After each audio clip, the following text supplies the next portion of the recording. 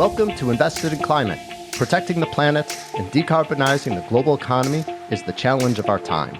Never before have so many people rallied around a common cause. We all have a role to play, and the opportunity we face is unprecedented. Invested in Climate aims to help people do more to address climate change through their work, investments, learning, lifestyle, and activism. I'm your host, Jason Rissman. I co-lead a climate venturing practice at the design firm IDEO, supporting early-stage climate founders and organizations.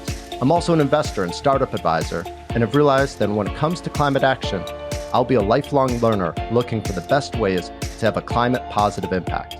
If you like what you hear, give us a good rating on Apple, Spotify, Google, or wherever you found us. Follow us on social, subscribe, and spread the word. Find episodes, sign up for updates, get in touch, and visualize your climate action at investedinclimate.com. Thanks for joining.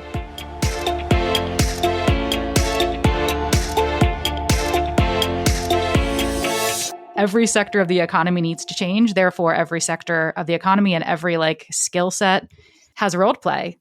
You could make scaling climate solutions into your job directly, like installing solar panels, or you can work on tapping key leverage points to help climate solutions scale faster, getting capital to climate solutions, or shifting policy so that there's more policy to be able to scale climate solutions, or helping change culture by telling stories about the future that's possible. Or there's so many different ways of contributing that we don't have to go searching for a climate job. We can put a climate lens on wherever we currently are. Hi, friends. So far in 2023, we've been looking to the future. Our first episode featured new opportunities with Google, CSAA, and IDEO. Then we had an episode focusing on regenerative agriculture and another on transforming the global food system. This week, we'll look to the past and replay one of our first and most popular episodes ever. The episode features Jamie Beck Alexander of Drawdown Labs. I thought it's worth replaying as it helps explain the idea that any job can be a climate job and shares some really useful tips for creating climate impact through your work pretty much no matter what you do. So this episode is really for everyone, and it's a reminder that you don't need to switch jobs or start a new company to be part of today's climate movement. Next week, we'll be back with a new episode. Meanwhile, enjoy this conversation with Jamie from Drawdown Labs. Here we go. Jamie, great to see you. Welcome to Invested in Climate. So great to be here. Thank you so much for having me, Jason. I was thinking it's really cool to get to reconnect with you. You and I got to work together maybe 6 or 7 years ago in some projects at IDEO. And now we're both focused on climate change work and getting to collaborate a bit. And I was thinking how cool it is when people pop back into your work world. Yes, and our meandering paths cross again in this most important issue that we're working on. Well, super fun to see you and so exciting and really inspiring to hear about the work that you've been doing. You've been working in climate for some time now. Why don't we start off just by hearing how have you seen the space evolve and how would you describe the moment that we're in? I have seen definitely some big changes in this space for sure. I mean, I think when I got started, I had to work for free. I interned. I tried to, I had already had a pretty decent career in the federal government and thought that it would be pretty easy to transition into climate work. But it was not. There were very few jobs at the time and just didn't feel like there was a whole lot happening in the space. How long ago was that? I mean, I guess when I was trying to kind of transition into climate work was probably right around when we were starting to work together. So 7 or 8 years ago, I guess. Yeah. And now it's jobs are still, I think we still have a long way to go to get more jobs having a climate lens on them. But there's so many more resources now and, communities and groups. And there's just a lot more happening in this space in that amount of time, which is really exciting and where we need to be. And I think that's where the movement feels like that's where the movement is right now. Just kind of taking what used to be a super well-defined group of people who worked on climate change, a very, very defined, very restricted group of people who worked on it to that sort of being burst wide open. And now it's lots of people are finding their inroads from wherever they are. And that's sort of where I think we are as a movement right now. Great. Yeah, I've shared that same observation that it really feels like there's in some ways a mass mobilization of talent, and that people are coming from all sorts of fields, recognizing that time is limited, that there's urgency, that this is the moment to dedicate our careers and our thinking to solving the climate crisis. Thrilling to hear about the work that you're doing to support more people to do that. Why don't we turn to that? You are the founding director of Drawdown Labs, an organization I'm very fond of. And full disclosure, IDEO, the company where I work, was a partner in helping design Drawdown Labs and is a member of it. For listeners that aren't familiar, tell us a bit, what is Project Drawdown and Drawdown Labs? Project Drawdown is a nonprofit organization, and we've been around for about 7 years now. We really exist as an organization in order to research and then communicate, amplify the solutions that we already have in the world today to address climate change. So we have researchers who have, starting 7 years ago, all around the world, who have been kind of trying to understand what are the existing practices, technologies to address climate change. We've gathered all of those practices and technologies into one place. We've crunched the numbers around how much do they each cost, how much will they save over time compared to the business as usual approach, how many emissions in the atmosphere will they reduce or avoid. And we've determined that we actually already have in our hands today the solutions and practices to limit global warming to 1.5 degrees Celsius if we scale them quickly enough. So we don't need like some new technology. We don't need some new practices to be able to transition these sectors toward a livable future. We have them already. So that's the work of broad Project Drawdown. And then the program I run, Drawdown Labs, is really our effort to say, okay, so we know what the solutions are. We know like the nouns, they're solar panels and heat pumps and regenerative agriculture. How do we scale those climate solutions in the world so quickly that they displace our business as usual approaches? So we work within Drawdown Labs. We're sort of that experimentation hub with trying to figure out the how. So we work with corporations and investors primarily to kind of use the influence and scale and resources that those kind of actors in society have to be able to put their resources to work to scale climate solutions. Those are our main audiences. Within our existing economic system, we need to move capital toward climate solutions, and we need to change corporate behavior as the biggest contributors to global greenhouse gases. So that's sort of where we play in the ecosystem. Yeah, I was hoping when you said that we know what the solutions are, that your organization's actually just focused on celebrating and moving on. But it sounds like this is where the real work is now beginning. When we published the book Drawdown in 2017, it was like, we did celebrate. We were like, yay, we did the work. We have the solutions. This is great. And then it was like, oh, they don't just happen in the world on their own. Like we need to pull some big levers to be able to like bring them into the world at scale. I'd say that's Drawdown 2.0. That's where we're headed now. And that's really our main focus within Drawdown Labs. Great. Well, you mentioned that companies play a really big role in making the changes that are needed.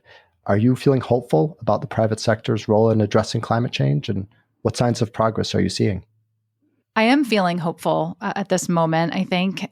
And it's not really because corporate leadership is changing course dramatically, but because employees within companies are building movements inside companies. That's already starting to change things. And I think that's just beginning.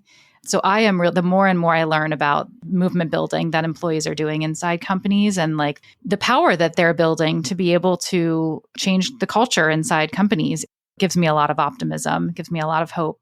I'm curious, do any specific examples come to mind of movements within companies that you're seeing that others should follow or that are exciting to you?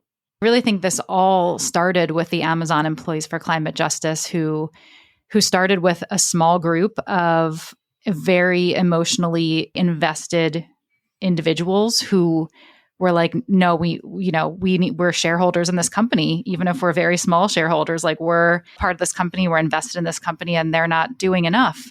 And they built their numbers and had like a super clear mission. They ended up becoming a group of 7,000 employees who read a letter to the Amazon board at one of their shareholder meetings. And then a few months later, Amazon came out with their climate pledge.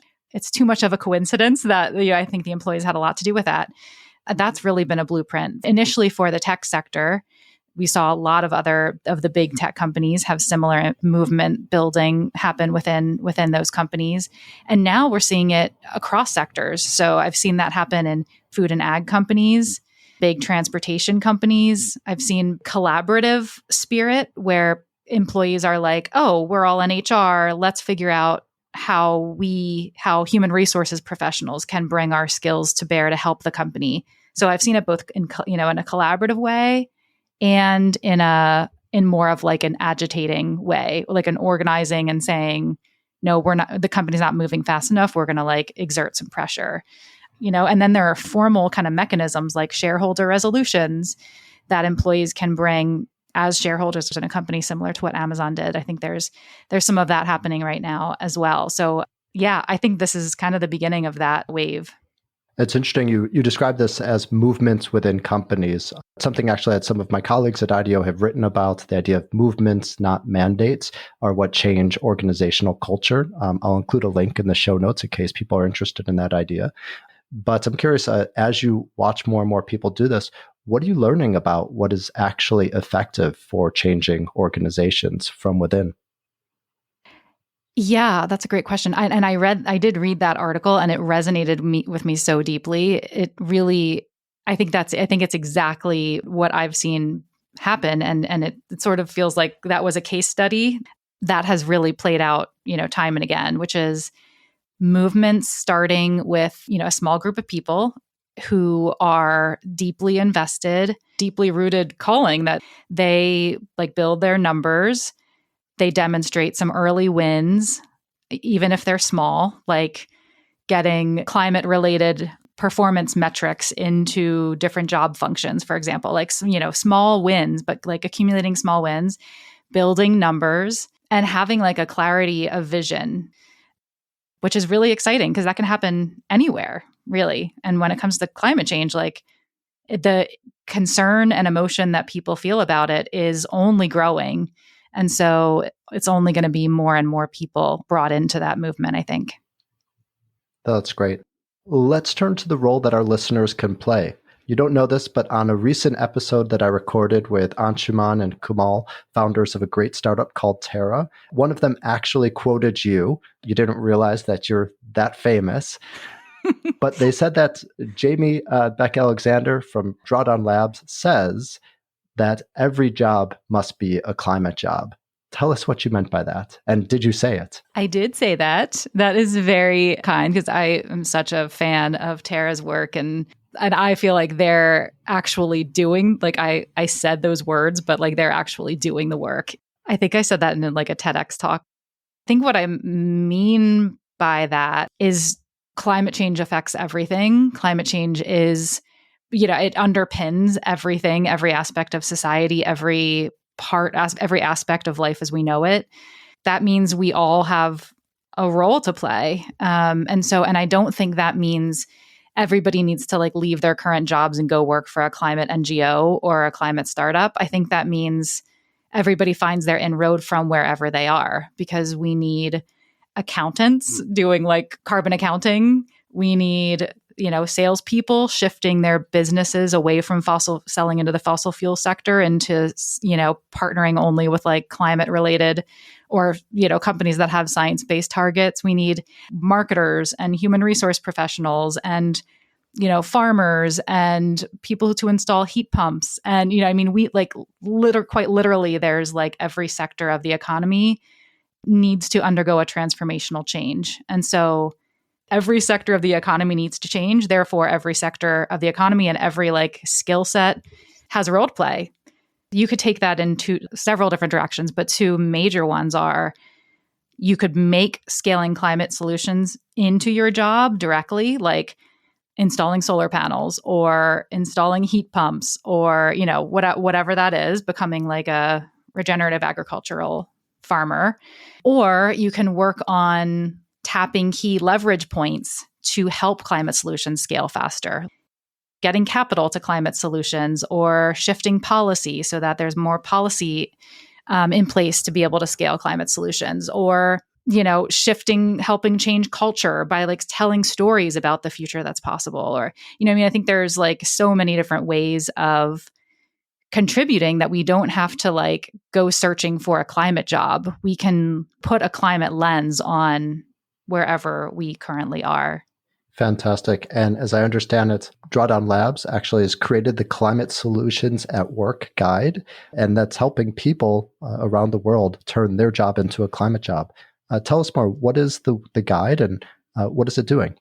Climate Solutions at Work was really our effort to try to say climate solutions are more than just like solar panels. There are 100 climate solutions at our fingertips, and we need all of them. Similar to that sort of like that, so broader Project Drawdown exists to like widen our lens, like seeing all of the solutions that we have to climate change. So in a similar way, the Climate Solutions at Work guide that we produced was, yes, we need like sustainability professionals, but there are a lot more job functions and a lot more things that other people can do within business, especially within businesses and, even especially within larger corporations. There are a lot more ways that companies contribute to the climate crisis that we haven't really seen this like kind of holistic view of all of the ways that companies influence the climate crisis, for better or worse, mostly for worse. So we embarked on this effort to like get out on the table. What are all of the like tentacles, that companies have in the world that are either positively or negatively influencing climate action or climate solutions in the world? So we did that. And it's like, yes, a company's direct emissions influence the climate crisis, but also their political lobbying, and also the investments that they have in the world, and their employees' 401ks, and so on and so on. And so when we did that, so that was like something that we published in this guide. And when we did that brings in a lot more job functions. Then it's like, oh, HR, people that work in human resources can play a role in creating like performance metrics for different roles throughout a company to help different employees contribute to the climate work. Or marketers can help in like using the marketing function to help communicate better about climate change or the importance of climate policy. So the guide was really intended for employees who are not in a sustainability role to like be a better judge of their company's climate pledges. And then we have some tips in there to like figure out, okay, in these different job functions, here are some like really impactful ways to contribute. Are people downloading it? Are you getting any sort of feedback or sense of, is it making a difference? We have gotten a lot of great feedback. And we're finding that I think we've probably done like maybe 50 or 60 workshops on it for large corporations, Wow. for employee groups within large corporations. We're really getting like, we want to dive much more deeply into this content. So we've done workshops with like, the 500 employee, procurement team at Walgreens, which is a huge team, and a procurement team from a company like Walgreens has a lot of influence over the carbon footprint of that company. So we did a workshop for them to like really figure out, okay, what can people who work in procurement and supply chain do? Or if marketers at a huge tech company. So we've used it in two different ways. One is like at a leadership level, like how can we bring in more decision makers throughout a company around these different leverage points, and then at an employee level. And then we've also had a few companies have actually used it as a blueprint for their climate strategy. So they'll look at, oh, these are all of the ways that a company can contribute. We want to make sure they're all aligned with climate action. The feedback has been really good. I'd say the only kind of tension has been with like the existing like chief sustainability officers who... I was going to ask about Yeah. that. How do they feel? Yeah. Now everyone's a sustainability officer. Yes, exactly, which was the goal. Obviously, that's a little threatening, That was sort of a gnarly thing that we went through because we, most of our formal corporate partners, our main contacts are the chief sustainability officers. So, we presented this to them as like, this is going to help you. This is, you can't do this work alone. This is like way too big for a 5-person team or it's even a 25-person team. It's too big. And I think for the most part, they embrace that and support that. But I think it's not without a little bit of a feeling of like, I've been doing this work for a long time. It's been really hard. And now all of a sudden, like, everybody's becoming an expert in this. Like, I think it's totally natural that there would be those feelings. I think in most cases, there's a genuine like desire to have a big tent and bring employees in. It's a delicate dance. Well, it's interesting. Before you talked about how movements within companies need to have some balance between collaboration and agitation. I think that those were the terms that you used. And I would imagine that even the sustainability officers, even if they have a current plan, they might want agitation to help them go further. Is they're often some of the most committed people. Why not have a critical mass of employees demanding for more? It might make their job harder, but it might help them actually be more impactful. I could not agree more. And I think it's a good barometer for the authenticity of a company's climate plans, how much they're bringing employees in and welcoming that, that pushing. But I think in most cases, the CSO would be sort of welcome it, but want to be a little bit arm's length from it. They're not like rallying the troops, but they're appreciating that it's kind of providing headwinds for them to move faster. I think that's how it's generally seen, but not always.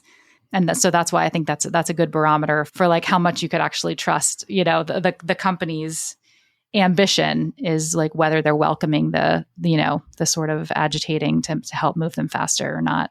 Well, it brings up a really good question around greenwashing. There's no shortage of companies making big commitments around climate right now, but actually holding the companies accountable is another story. What are you seeing as being effective for holding more companies accountable, and what do you think needs to change? Such a great question. It is nonsensical to me that this space has no accountability. I mean, it's like all the marbles, really. This work is literally for like everything we know and love on planet Earth, and there's no teeth to anything. It's nonsensical to me.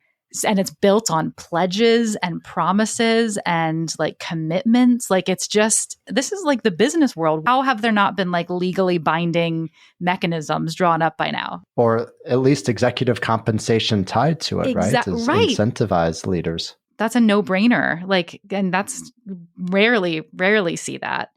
I've seen one company do that. Salesforce does that now. It doesn't make any sense to me. It feels like we're betting everything we know and love on pledges and commitments. Like, I don't think so.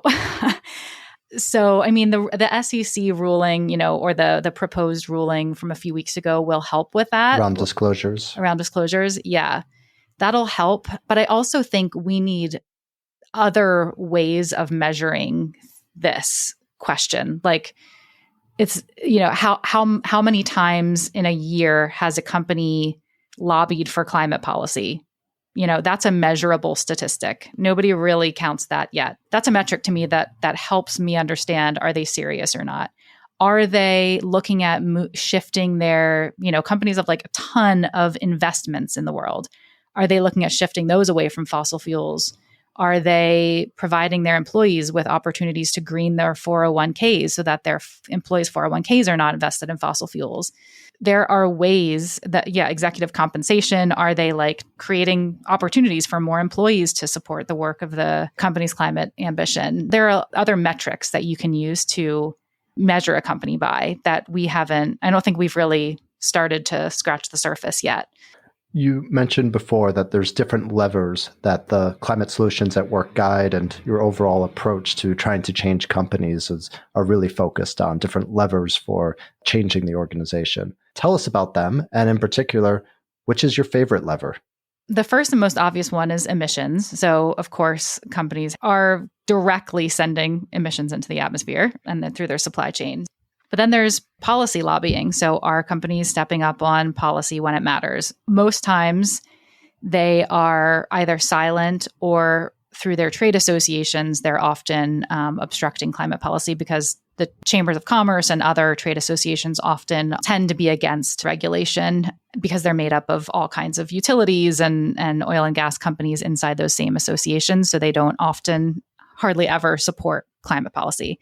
So companies could be pushing their trade associations on that front.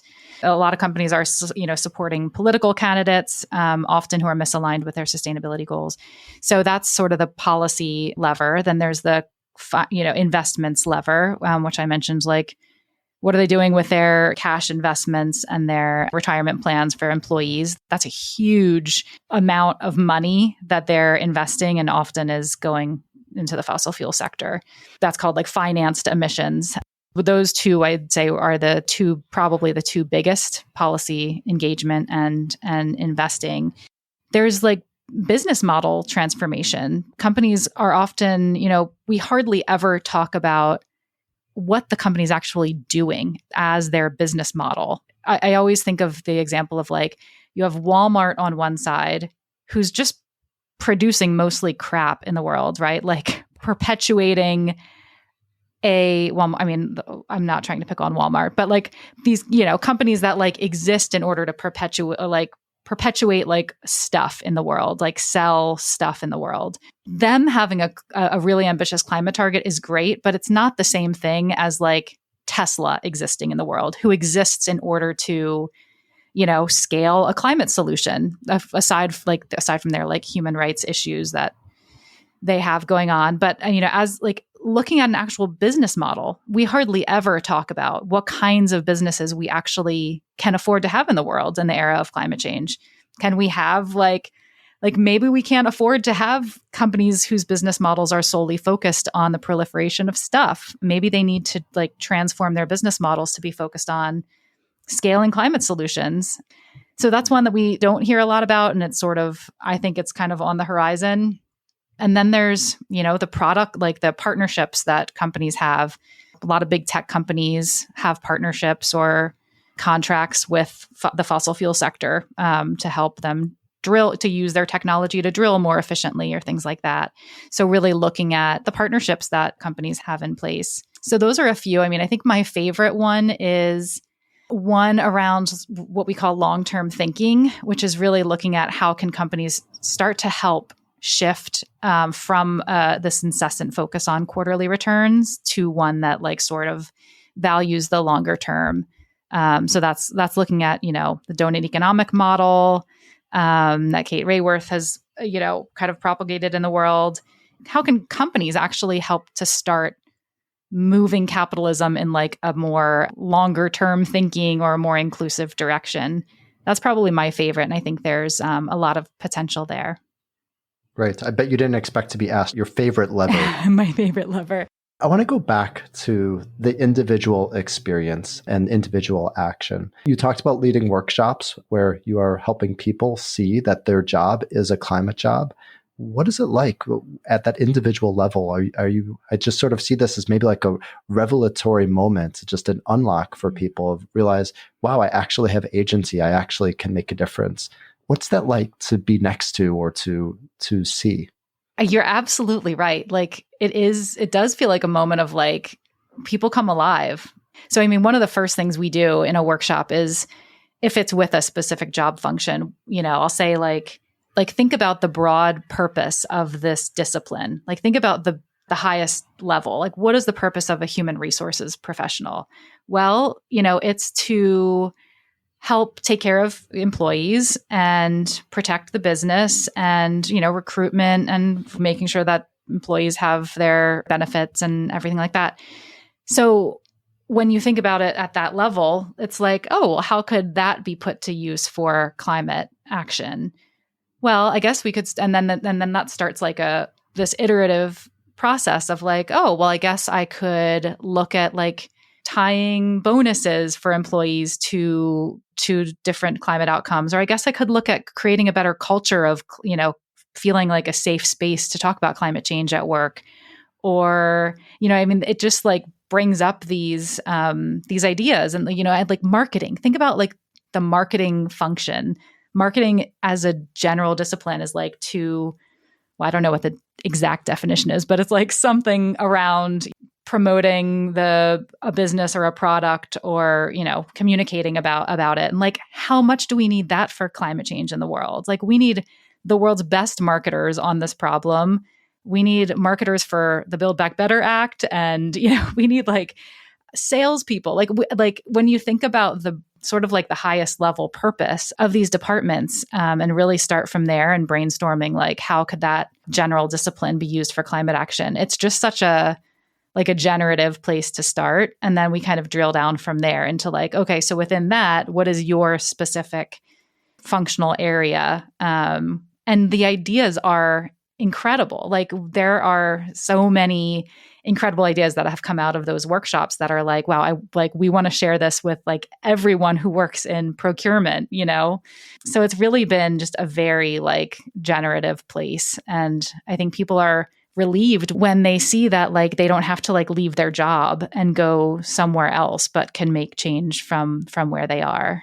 For listeners that want to turn their job into a climate job and not leave their job, but instead influence the organization where they work, what's the first step? The first step to me is finding your people, even if it's a small group, like finding a few committed and like, similarly passionate or ambitious people, just to know that you're not alone and start to sort of like build from there.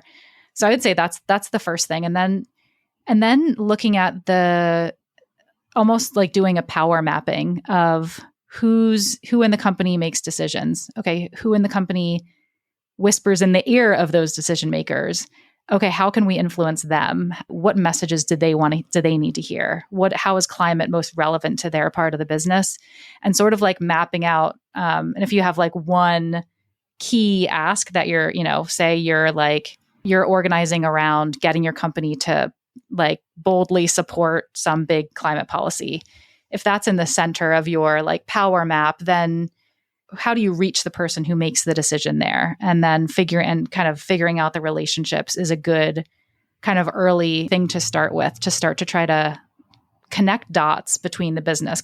I think climate like movement building can benefit from like connecting these various like dots throughout the company who don't typically work together, and who often may have like different things going on, and bringing them together around climate is a really powerful thing to do. But I would say, finding your people and like sort of mapping out the structure of power and how to try to like reach that and influence that. Fantastic. That's great. Thank you, Jamie. So this podcast, Invested in Climate, helps people do more to address climate change, really across 5 categories of action: work, investments, learning, lifestyle, and activism. Today, we've talked a lot about work. I'm curious if you have recommendations of what people can do and what our listeners can do across some of those other categories of investments, learning, lifestyle, and activism. I think those are such great categories, and I love that. At Project Drawdown, our climate solutions and our research indicates that people have a lot of agency. My work specifically focuses on companies and their agency, but our broader research shows that something like 30% of our global greenhouse gas emissions could be reduced or avoided by the actions of individuals. We've taken our research and like sliced and diced it to understand different levels of agency and which climate solutions are most relevant to different actors. And individuals and households have a huge role to play, especially, when those are aggregated, when we take collective action, especially within wealthy countries and for wealthy individuals who have, who are responsible for more emissions and have more means to reduce them. And that was called out in the IPCC report, that was recently released. Like, there is a difference between luxury emissions and what they call subsistence emissions, like people who have to like farm in order to feed their families versus people who are buying their third yacht. So we don't shy away from like individual action is very important and, has a lot of power, and we need to be able to tap all of those levers. Fantastic. That's really fascinating that over 30% of emissions really fall down to the individual level and choices that we can all make. Really powerful. Yeah. We've talked about a lot today. I love the framing of first starting with finding your people and then mapping power as being the entry to changing the organizations that you work at. And also just in recognizing your agency as an individual, as a consumer, as a family member, as a community member. Is there anything else that you'd like to cover or that we didn't talk about? My sort of where I am right now is we're in the like try anything phase. I think inside companies especially, there is an awareness that change is coming. Employees are organizing. This is not going away. I hope people feel a lot of courage in that because the status quo is not working. It is not working when a little bit of power rests with a few influential people inside companies. We have got to change that calculus if we're going to move things quickly enough.